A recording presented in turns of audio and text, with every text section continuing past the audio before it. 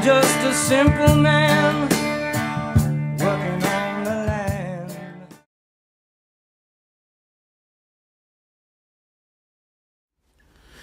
Hey guys, UrbanGothamPrepper here. So I decided to do this video on my Ribz Pack survival kit. Now, if any of you have seen my philosophies of prepping videos, I have been working on my preparations for a long time in the vein of an inch bag, or I'm never coming home bag, which essentially means I've been spending all my time figuring out how to pack everything I think I'm ever going to require for ever into essentially one bag. And although I don't have the bag I desire yet because it's very expensive, I realize that I'm going to actually probably need more than one carrying device. And when you're trying to load 50, 60 some odd pounds of equipment onto your back, there's really not many other places that you can carry stuff.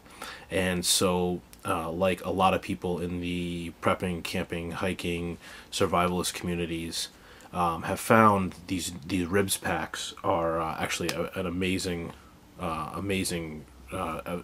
invention or idea. And so I caught on the bandwagon real quick and realized, you know, if you've got an incredibly heavy and large pack, the only other place you can carry things is on your front. It kind of makes sense. So without even thinking of how I was going to utilize the pack in my entire system, I went ahead and just bought one. I got they actually come in 4 sizes. Essentially there's a small, medium, large, and extra large. The small and mediums are, I think, 8-liter packs. They're just for different size bodies, and then the extra large and the extra large are the 11-liter packs. I got the large. I got it in gray. So this is I really want to show you what I've started to use the pack for. This isn't actually a review of the Ribz Pack. You can find a million of those. There's a lot of great ones out there on YouTube. Just go look it up. There's a lot of great reviews on the pack itself. That's not what I'm going to be doing. So what I decided to do when I got the pack and was trying to figure out how to use it was deciding how I was going to implement it into my overall system. And not so much just another place to put stuff, but I realized people use the Ribz Pack for the accessibility feature, to have it right in front, right at your fingertips. So it was going to be the things that I was probably most likely to want to access quickly without having to take a huge pack off, put it on the ground, dealing with if there's mud or something, that I don't want to put the pack down in, to rummage through a huge pack full of all sorts of gear to get certain items. And then as I was rummaging through my gear trying to find those things, I realized, this is probably just a better opportunity to make a smaller survival type go bag, so that if let's say I was out in the wilderness and I'm hiking or something like that and I want to do a quick scout, or I'm doing something where I don't want to carry the whole pack around if I'm not actually moving, I can just throw on the Ribz Pack and I have everything that I need. So this is just a review of how I've thrown mine together.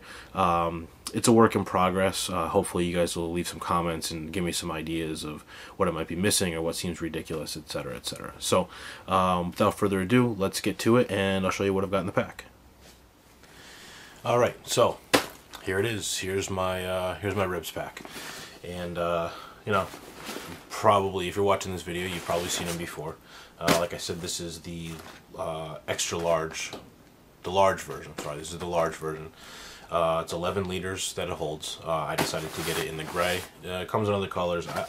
Usually I get everything in black, but this just, I don't know, the gray seemed kind of nice, so I got it in gray. So this is the Ribz Pack. Along with the Ribz Pack, as far as things to carry outside the main pack, is my water bottles.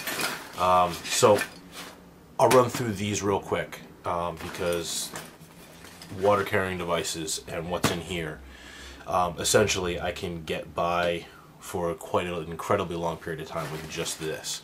So let's run through this real quick and then I'll get to the Ribz Pack in just a second. Okay, so water bottles.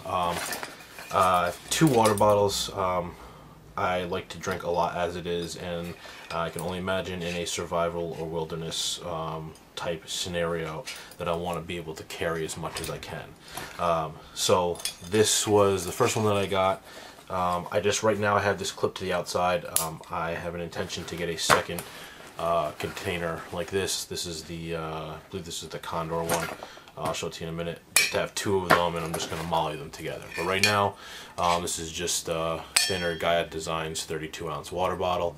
Connect to this. This bag here is the water bottle set that you can find at Wilderness Outfitters, Pathfinder schools, from Dave Canterbury's school. And I bought this entire set because it's just so well thought through and just such a perfect set. You know, anybody can buy the individual pieces and piece a lot of this together, but it was just such a great value for pretty much everything that you're going to see in here, minus like one item. It was like $65.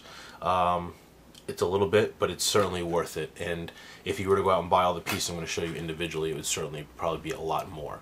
So this is the kit, standard Molly design. Not usually a fan of the coyote brown. I probably would have opted for a foliage or a black or something like that, but that's what he was selling, so I got it. So on the outside case here, first thing on the top, everybody needs to have one, right? Frontier Wilderness Aquamira straw, good for 30 gallons. More just an emergency type thing, not really to replace, but you know, more for those quick fixes when you really need some water. So that's in there. I have two of these Ribz Pack foldable 1 liter water bags. They're designed to be relatively disposable. It's more for collection. It's not really a carrying device. There's no handles, but the ability to at least obtain 2 liters of water and then process it later, however that might be, through the bottles or something else, boiling, whatever. Just good to have. They pack so flat. They're really easy.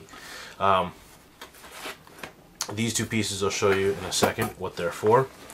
We get into the main pouch here, and these two here go together. These are, it's just perforated metal grates.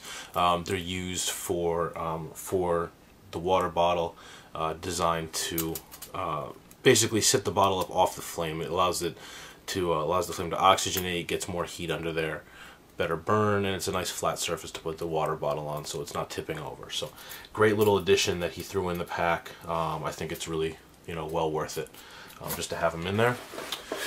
And let's see, so the next piece is the water bottle, and this is the water bottle that comes, let's see, this is from the Pathfinder school. Obviously this stuff hasn't been used yet. I just got them recently. You know, I haven't even washed them out yet, honestly, because they're not for everyday use. But standard water bottle, you know, it's the quality is great. You can find reviews on it or go to the Pathfinder page to find it. And also a genius thing is something that Dave learned, and I watched when he learned about it on his videos, and he's incorporated it into his stuff. This is a standard fish mouth spreader. You know, fishermen know about this. It's just pops open, and it's used to, you know, pop open fish's mouths so that you can get the hooks out. But somebody had the genius idea. I think Canterbury did not claim it, but someone had the genius idea of utilizing this inside the water bottle to hang over a fire. Great idea. So he's selling, I mean, you can buy these things for like a couple dollars in the store, but he sells it in the kit and it comes with it. So great idea. So you got that, and you got the water bottle. Along with the water bottle, this is a pain in the butt to get out because it's a tight fit, but bear with me for a second here. Essentially is an ollie cup, but it's designed, there we go, to fit perfectly with this bottle. And this is also another Pathfinder school, and comes with a fantastic lid. The lid fits pretty damn snug on top of there. Doesn't really come off. It's got a nice D-ring. As you can see, it's got the little grates in there, so if you're doing something that needs to be drained or whatever, steam comes out. And then, if you also notice, it has these slits in the side, and these are designed to go with these holes here and here. And those holes are for the hanging hook.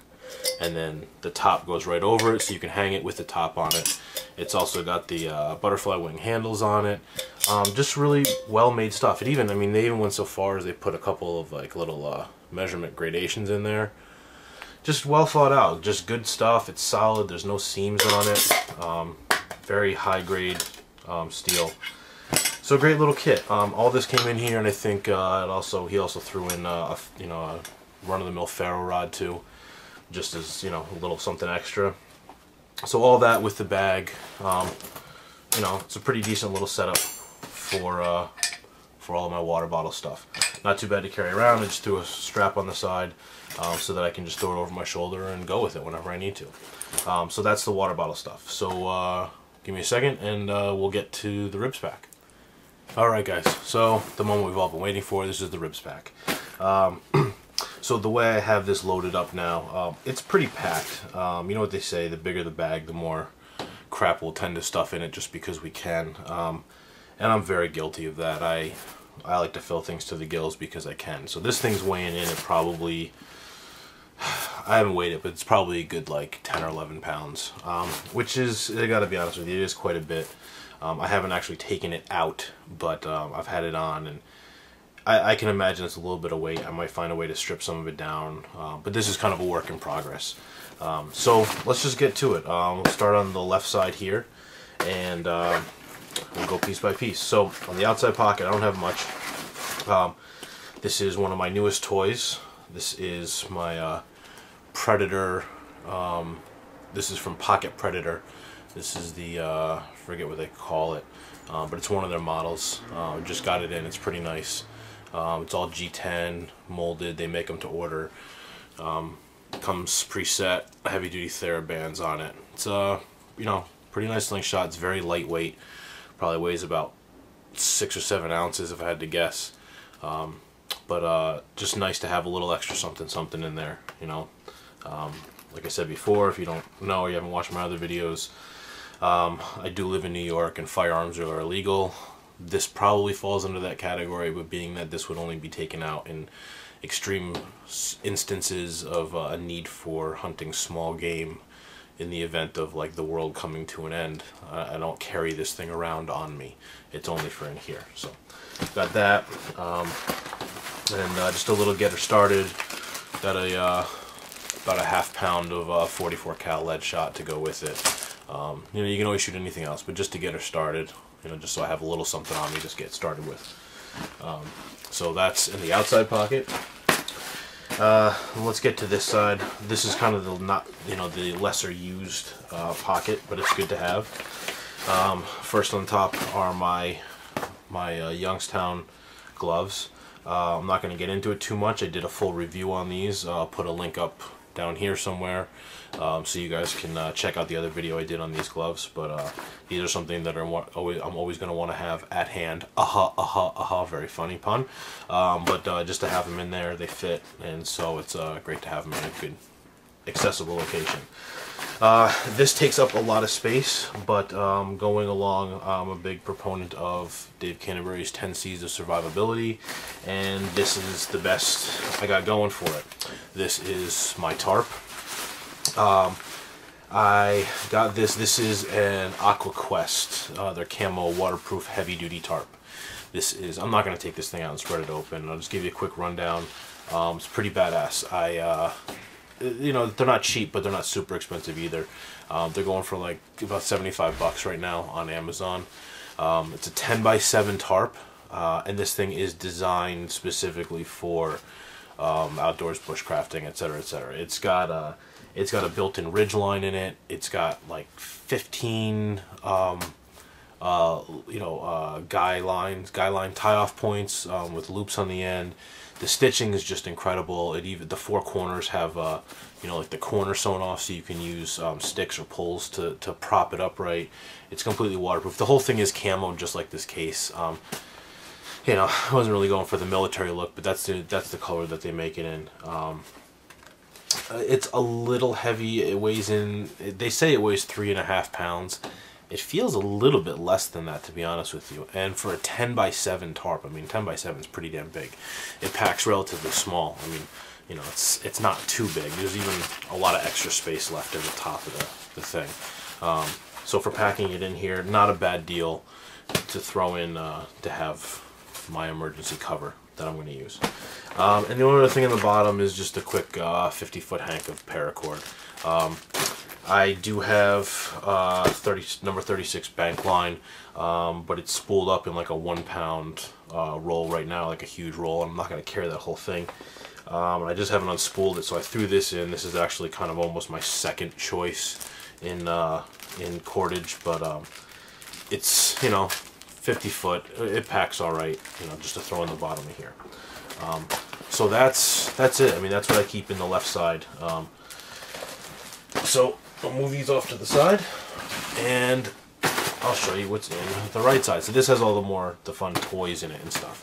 So let's start here on the outside pocket.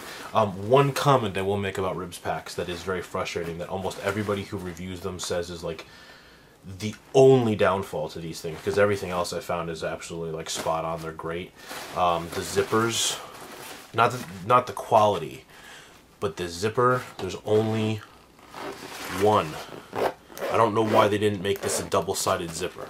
It's kind of a pain, and because it goes over this L, you need 2 hands to hold it to open the thing, instead of being able to zip one side from here to here and the other side over to here and just have it be closed at the corner.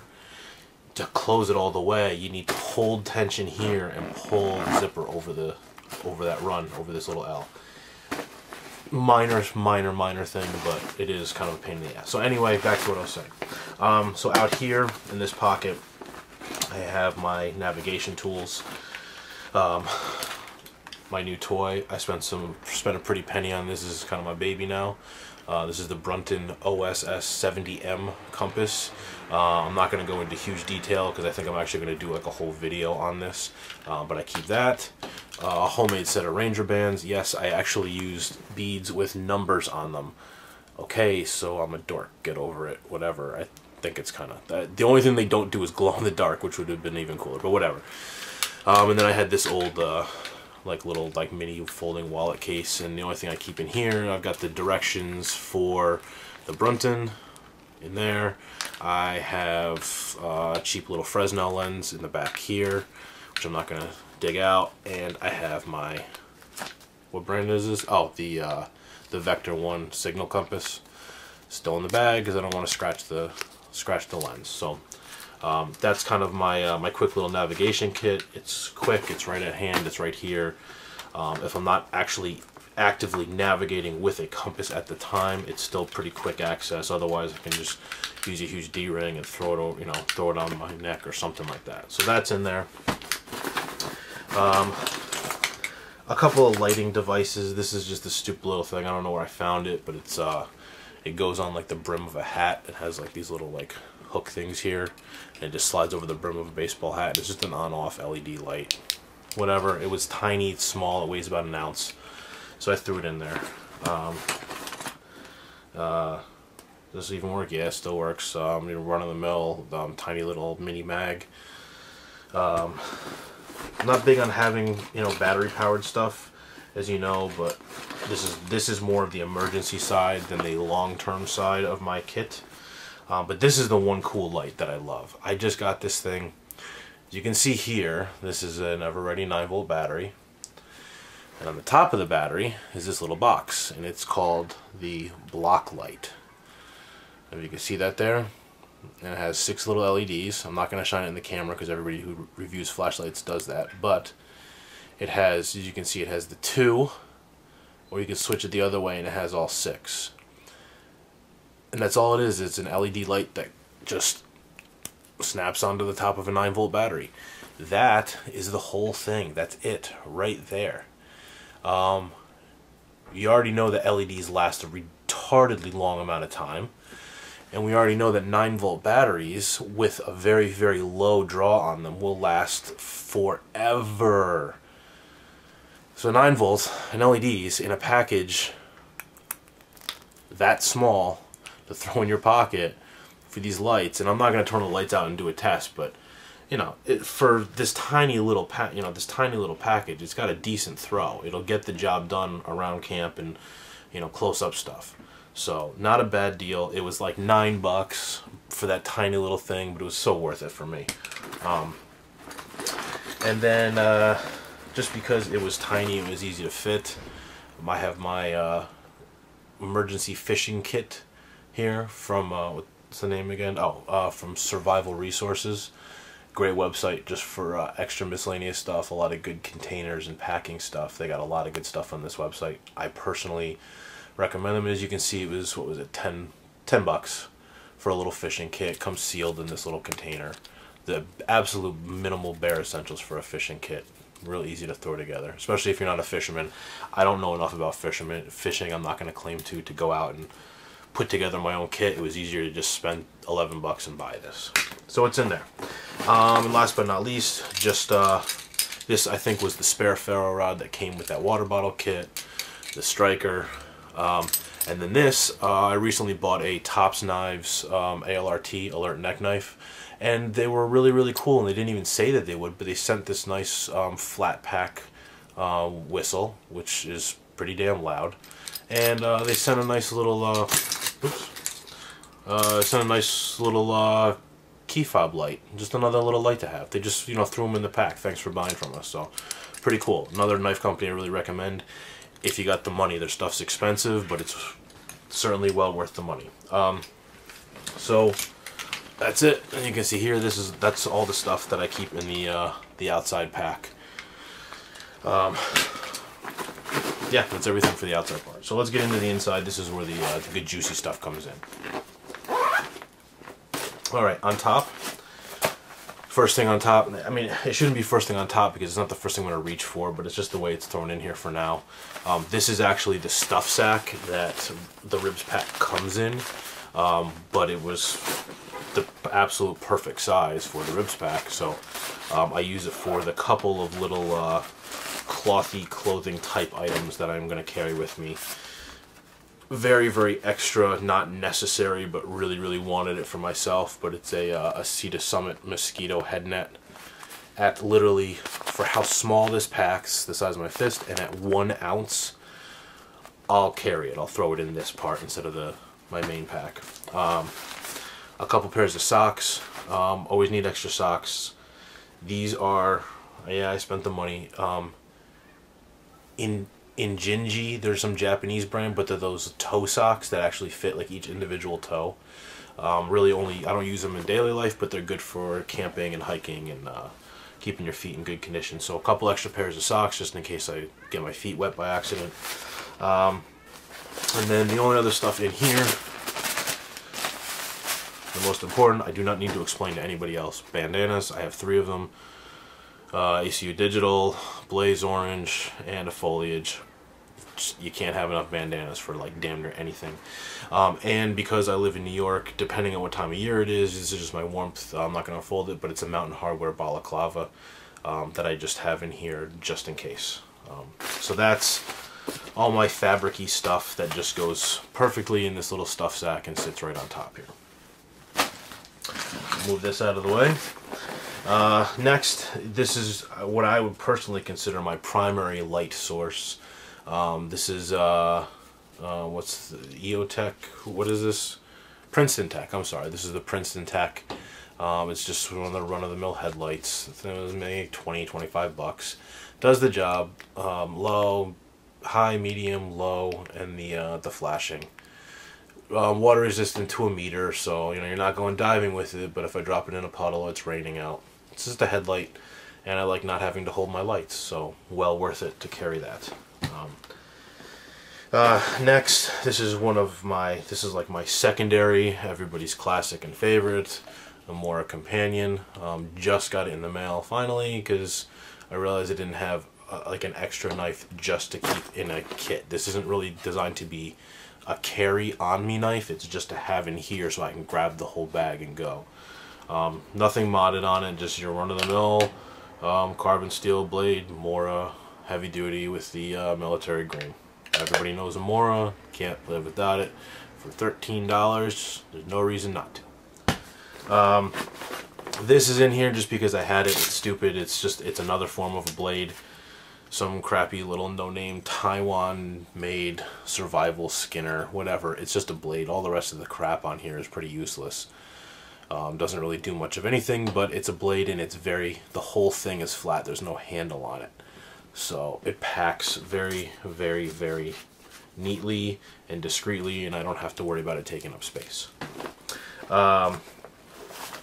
This is probably way extra. It takes up a lot of weight and a lot of room. I could probably get rid of it, but I did spend 15 bucks on a Tasco set of binoculars, 12 by 25s. You should have them. I don't know if they need to be in my at-hand kit. I would think if I'm in a situation where I think I'm going to need them, I've got a minute to take them out of a pack and throw them in here. Maybe this can come out. Probably a little extra. The just in case, brand name space blanket, emergency blanket in foliage green.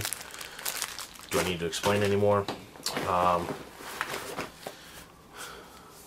Two 55-gallon drum liners.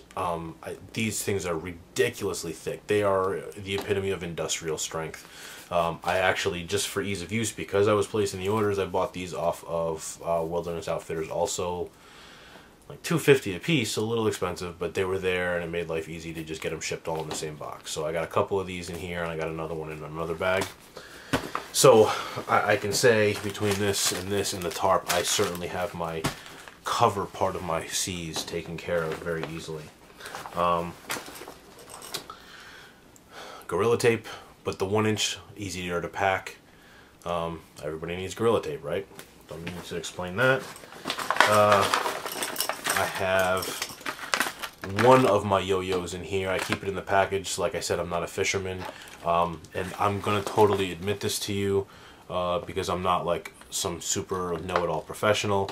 Because I fear that I might not remember how to use something as simple as a yo-yo, I'm keeping it in the packaging because it has the directions on the back. I know I'm that guy, but I have one.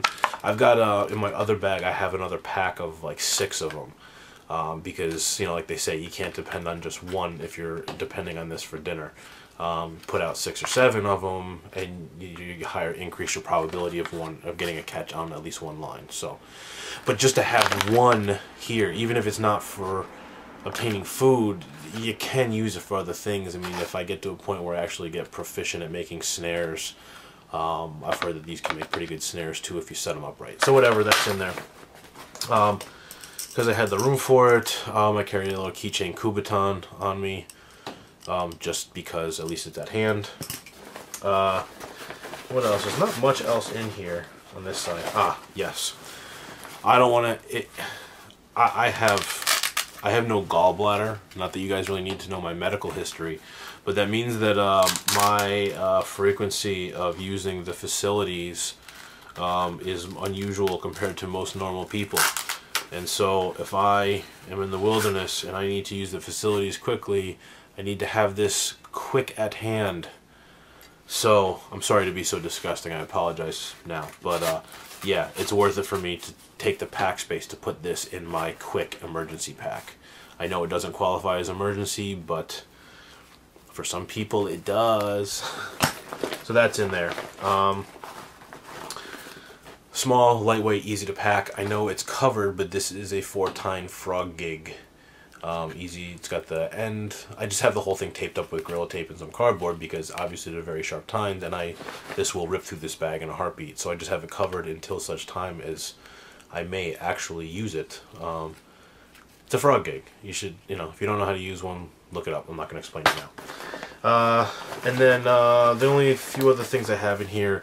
This is just, you know, heavy duty Reynolds wrap foil wrapped. It's probably like maybe as wide as foil is by maybe I think like 5 feet or something like that. Just enough for you know, a couple of things. And then because it folds flat, I folded flat a tiny little disposable foil, you know, loaf pan. Just this, you know, another container, worst case scenario. So those are in there. And then that brings me to my very last object. This is it. We're coming to the end. And I'll go through this because I'm so happy I bought this. This tiny little case right here that I'm flipping around in my hands is another kit from Wilderness Outfitters from Dave Canterbury's school. I've retrofitted it and thrown some extra things in. But this case, it's just standard. It's got like 3 lines of moly, and it's just a case. Normally, you know, it'll probably be, you know, you'd find it listed under like grenade pouches or something like that on, you know, an Army Navy store. But this is the fire kit that Wilderness Outfitter sells, and it has all the pieces in it that I've wanted to collect for the longest time for, you know, primitive and long-term fire making capabilities, and it's all in here. And I know what you're gonna say. Don't put all your eggs in one basket. But for right now, all of my fire making abilities here. Set aside the one extra ferro rod I had back here somewhere in this equipment, and a couple of lighters here and there. Essentially, all my good fire making stuff's in here. I get the concept. Don't put your eggs in one basket. I will address that soon. So don't grill me for that, please. So I'll break into it real quick and show you what I got. I'm not going to explain fire making. I'm just going to show you what I've got in the kit. All right. A pack of lamp wicks for making char cloth if I need to in like absolute worst case scenario. Because this is an emergency kit and this actually goes a long way, I only have one piece in this kit, but this is fat wood, bought again from Wilderness Outfitters. It's not like I'm, you know, trying to like blow them up and like give them all the business in the world, but it's convenient. They've just got the good stuff. He knows what he's selling, and he's got a good reason for selling what he sells, and so that's why. So I bought a bag. It came in, you know, a bag about that big for, you know, maybe like a quarter pound or something like that with probably 20 sticks in it. But to splinter these off the size of matches, it's just enough to get a fire going, at least as one other source. So I've got that. Ferro rod with a striker. This is the same exact one that was on the other keychain, but this one came with this kit. So I have a ferro rod with a striker. I have regular run-of-the-mill lighter. Let's check. That would be embarrassing if it didn't work. Then I have, these came with the kit. I cut it down. They came with a lot more, but for packability, these are like, they're just like a quick fire. I guess, I don't know if Dave's company makes these on their own. These are like the size of like Tinder Quicks, and they're red because it's all some kind of petroleum-based, like gasoline, kerosene type accelerant on them. And this is the same thing. They're just like flat discs. So I threw like 2 of these and a couple of these. I have packs. They gave me like I think 6 or 7 of these, and like maybe 15 of these. So I just packed them down a little bit so they would pack better in here. So I have those. This is another thing from survivalresources.com. This is a little sliding pack of Tinder Quick. I'm sorry. Yeah, Tinder Quick. We all know what Tinder Quick is, but it comes in this nice sliding little metal pouch, so it fits nicely and everything. And then the last couple things. These are my favorites, and this is why I bought the kit as a whole, because Dave put these in here. So they come in these little drawstring pouches. So this is really cool. And yes, I keep it all wrapped up to keep it nice and shiny. Is a very nice, very high power magnifying glass. Just the lens. It doesn't even have a case on it. If I recall correctly, watching one of Dave's videos from Wilderness Outfitters' YouTube channel, either he came up with this idea, I believe it was him, or somebody else came up with it and he learned from it, that he took this lens out of some optic device, either a rifle scope or binoculars or something of that nature, because the power was so much higher. You use a Fresnel lens or something else and it's like a 3 power or a 4 power. It'll get the job done, but this I think is like, it's a lot higher. I think this is probably like a 12 or a 15 power lens, and will convert solars to a fire pin spot in like a couple of seconds. So nice to have. Saves me the effort of trying to go find one on my own. Great way to get it. And the last thing in the kit, it's empty. The last one is this other little case here. If you really want to go practice your skills and you really want to go primitive, man, this is the way to do it.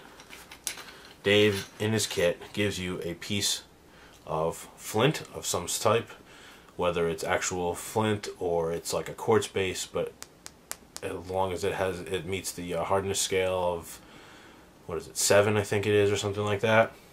And as you can imagine what's coming with it, he gives you a striker steel. It's not the really nice ones. I thought for a minute when he sent these that they were going to be the nice handmade ones that he forges. I could only be so lucky. This is just a bent piece of it's just a square piece of metal, and it's just bent over in a U. Whatever, it gets the job done, man. I mean, I'm sorry, I'm betting, so I'm not going to strike it to show you, but it works. So that's it, man. So this is my little fire kit right here. Pretty comprehensive. I think it gets the job done well.